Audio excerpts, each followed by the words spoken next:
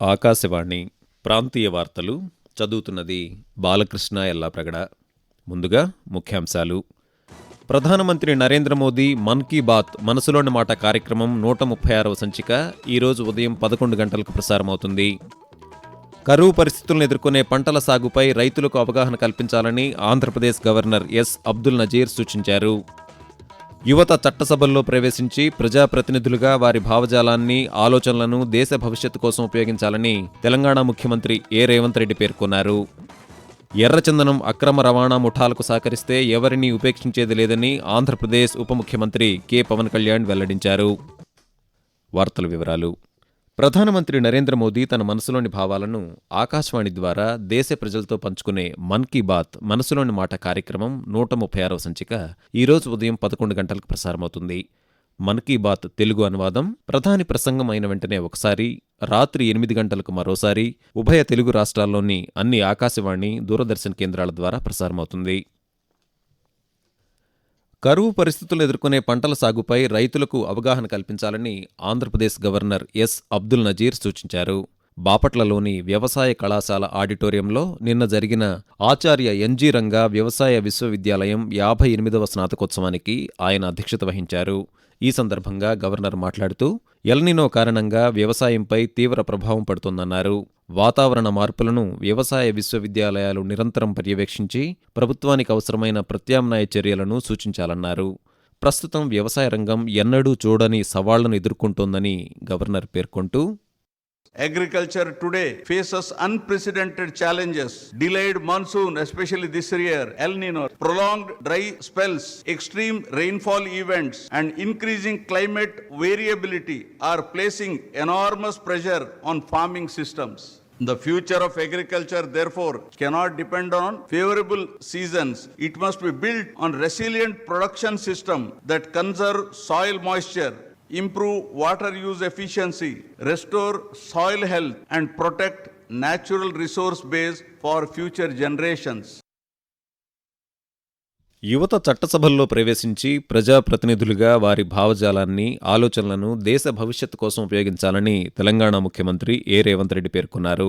హైదరాబాద్లో జరిగిన ఒక కార్యక్రమంలో పాల్గొన్న ఆయన మాట్లాడుతూ, దేశంలోని 140 కోట్ల జనాభాలో 30% యువతీ యువకులున్నా చట్టసభల్లో 1% మాత్రమే ప్రాతినిధ్యం ఉందన్నారు. ఈ పరిస్థితుల్లో మార్పు రావాల్సిన అవసరం ఉందని తెలిపారు. చట్టసభల్లో పోటీ చేసే వయోపరిమితిని 21 ఏళ్లకు తగ్గించాలని డిమాండ్ చేశారు. ఎర్రచందనం అక్రమ రవాణా ముఠాలకు సహకరిస్తే ఎవరినీ ఉపేక్షించేది లేదని ఆంధ్రప్రదేశ్ ఉప ముఖ్యమంత్రి పవన్ కళ్యాణ్ వెల్లడించారు. కడప జిల్లా అవధూత కాశీనాయన మండల పరిధిలోని వరికుంట్ల గ్రామ సమీపంలోని దేవాలయం వద్ద 1,50,00,000 రూపాయల విలువైన 78 ఎర్రచందనం దుంగలను స్వాధీనం చేసుకున్న ఘటనపై స్పందించిన ఆయన నిన్న ఎర్రచందనం అక్రమ రవాణా నిరోధక దళం అధికారులతో మాట్లాడారు. ఎర్రచందనం అక్రమ రవాణాను అరికట్టేందుకు మరింత కఠినమైన ప్రణాళికలు రూపొందిస్తున్నామని స్పష్టం చేశారు. ఆపరేషన్ అరణ్య ద్వారా ఎర్రచందనం అక్రమ రవాణాను ఏ విధంగా అరికడుతున్నామో ఎప్పటికప్పుడు సమీక్షిస్తానని పేర్కొన్నారు. బీసీల సమగ్ర అభివృద్ధికి కూటమి ప్రభుత్వం కృషి చేస్తుందని ఆంధ్రప్రదేశ్ ఎక్సైజ్ శాఖ మంత్రి కొల్లు రవీంద్ర పేర్కొన్నారు. గుంటూరు జిల్లా మంగళగిరిలో ఆయన నిన్న పాత్రికేయులతో మాట్లాడుతూ, బీసీ సంక్షేమానికి గత 2 ఏళ్లలోనే 50,000 కోట్ల రూపాయలను ఖర్చు చేశామని, రానున్న 5 ఏళ్లలో 1,50,000 కోట్ల రూపాయలతో ఆర్థిక ప్రణాళిక సిద్ధం చేశామని తెలిపారు.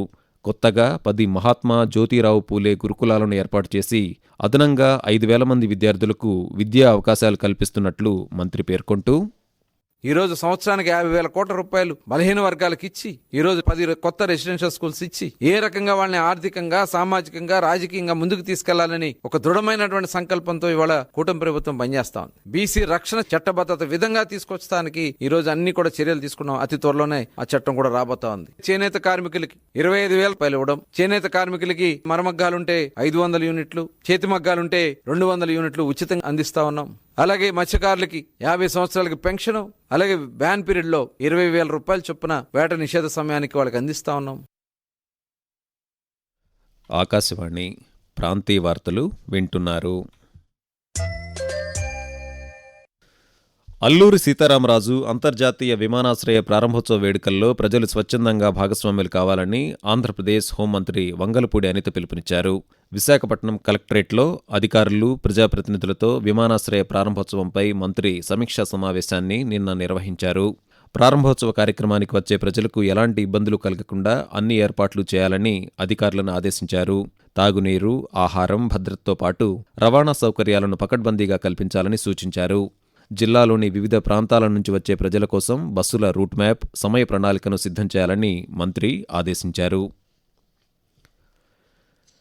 నీటి సంరక్షణ, నిర్వహణతో పాటు వర్షపు నీటిని సద్వినియోగం చేసుకోవడానికి కేంద్ర ప్రభుత్వం జలశక్తి అభియాన్లో వర్షపు నీరు ఒడిసి పట్టడం, క్యాచ్ ది రెయిన్ అనే కార్యక్రమాన్ని చేపట్టింది. దేశవ్యాప్తంగా అనేక జిల్లాల్లో ఈ ప్రచారాన్ని నిర్వహిస్తోంది. ప్రజలు వర్షపు నీటిని సేకరించి భవిష్యత్తులో ఉపయోగించుకునేలా ప్రోత్సహించాలనే లక్ష్యంతో కేంద్ర ప్రభుత్వం ఈ కార్యక్రమాన్ని అమలు చేస్తోంది. ఇందులో భాగంగా నీటి భద్రత, వర్షపు నీటి సంరక్షణ, భూగర్భ జలాల పునరుజ్జీవనం ప్రాముఖ్యతపై పలు అవగాహన కార్యక్రమాలను నిర్వహిస్తున్నారు. ఆంధ్రప్రదేశ్లో మరో 10 కొత్త కోవిడ్ కేసులు నమోదయ్యాయని వైద్య ఆరోగ్య శాఖ వెల్లడించింది. గుంటూరు జిల్లాలో 3, ఎన్టీఆర్ జిల్లాలో 2, అల్లూరి సీతారామరాజు, ఏలూరు, కృష్ణా, తిరుపతి, విశాఖపట్నం జిల్లాల్లో ఒక్కొక్కరికి పాజిటివ్ నిర్ధారణ అయిందని నిన్న విడుదల చేసిన ఒక ప్రకటనలో పేర్కొంది. దీంతో రాష్ట్రంలో మొత్తం కోవిడ్ కేసుల సంఖ్య 49కి చేరిందని తెలిపింది. ఇప్పటి వరకు రాష్ట్ర వ్యాప్తంగా 302 మందికి కోవిడ్ పరీక్షలు నిర్వహించినట్లు వైద్యారోగ్య శాఖ వెల్లడించింది. ప్రస్తుతం బాధితుల్లో 24 మంది ఆసుపత్రుల్లో చికిత్స పొందుతుండగా మరో 16 మంది ఇంటి వద్ద వైద్యుల పర్యవేక్షణలో ఉన్నారు.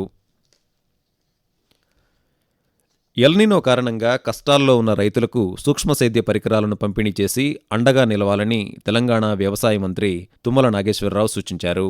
ఆయా సంస్థలకు బకాయిలను త్వరలోనే చెల్లిస్తామని హామీ ఇచ్చారు. హైదరాబాద్లోని సచివాలయంలో ఆయా కంపెనీల ప్రతినిధులతో నిన్న నిర్వహించిన సమావేశంలో మంత్రి మాట్లాడుతూ, ఎల్నినో దృష్ట్యా సాగునీటి సద్వినియోగానికి సూక్ష్మ సేద్యాన్ని పెద్ద ఎత్తున ప్రోత్సహిస్తున్నామన్నారు. ఈ సీజన్లో 2,38,000 ఎకరాల లక్ష్యాన్ని నిర్దేశించుకున్నట్లు తెలిపారు.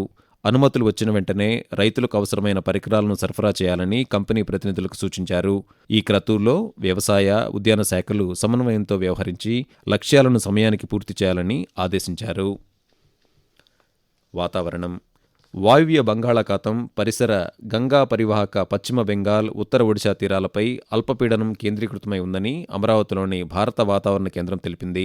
వీటి ఫలితంగా ఉత్తర కోస్తా, యానాంలలో ఈరోజు తేలికపాటి నుంచి మోస్తరు వర్షాలు లేదా ఉరుములతో కూడిన జల్లులు 1 లేదా 2 చోట్ల కురిసే అవకాశం ఉందని వాతావరణ కేంద్ర అధికారిణి జి. లక్ష్మి పేర్కొంటూ, ఉత్తర కోస్తా ఆంధ్రప్రదేశ్, యానాము, దక్షిణ కోస్తా ఆంధ్రప్రదేశ్ మరియు రాయలసీమ తేలికపాటి నుంచి మోస్తరు వర్షాలు లేదా ఉరుములతో కూడిన జల్లులు కొన్ని చోట్ల కురిసే అవకాశం ఉంది. ఉరుములతో కూడిన మెరుపులు 1 లేదా 2 చోట్ల సంభవించే అవకాశం ఉంది. బలమైన గాలులు గంటకు 40 నుంచి 50 కిలోమీటర్ల వేగంతో వీచే అవకాశం ఉంది. ఉత్తర కోస్తా ఆంధ్రప్రదేశ్, యానాము ఈ రోజు భారీ వర్షాలు 1 లేదా 2 చోట్ల కురిసే అవకాశం ఉంది. తెలంగాణలో రానున్న 3 రోజుల పాటు తేలికపాటి నుంచి ఓ మోస్తరు వర్షాలు అక్కడక్కడా కురిసే అవకాశం ఉందని హైదరాబాద్ వాతావరణ కేంద్రం వెల్లడించింది. గుంటూరు జిల్లా ఉండవల్లి గుహల వద్ద ఆంధ్రప్రదేశ్ రాష్ట్ర సృజనాత్మకత సంస్కృతి సమితి ఆధ్వర్యంలో 2 రోజుల తెలుగు మహోత్సవం కార్యక్రమం నిన్న ప్రారంభమైంది. ఉదయం 6:30 గంటలకు సూర్యోదయ సుప్రభాతం పేరుతో విజయవాడలోని ఘంటసాల వెంకటేశ్వరరావు ప్రభుత్వ సంగీత నృత్య కళాశాల విద్యార్థులు భక్తి గీతాలు ఆలపించారు. ప్రారంభోత్సవ కార్యక్రమానికి ముఖ్య అతిథిగా హాజరైన ఎన్టీఆర్ జిల్లా కలెక్టర్ లక్ష్మీషా మాట్లాడుతూ, యువతలో మాతృభాషాభిమానాన్ని నింపడానికి ప్రతి ఒక్కరూ కృషి చేయాలని పిలుపునిచ్చారు. ఆకాశవాణి ప్రాంతీయ వార్తలు ముగించే ముందు ముఖ్యాంశాలు మరోసారి. ప్రధానమంత్రి నరేంద్ర మోదీ మన్ కీ బాత్ మనసులోని మాట కార్యక్రమం 136వ సంచిక ఈరోజు ఉదయం 11 గంటలకు ప్రసారమవుతుంది.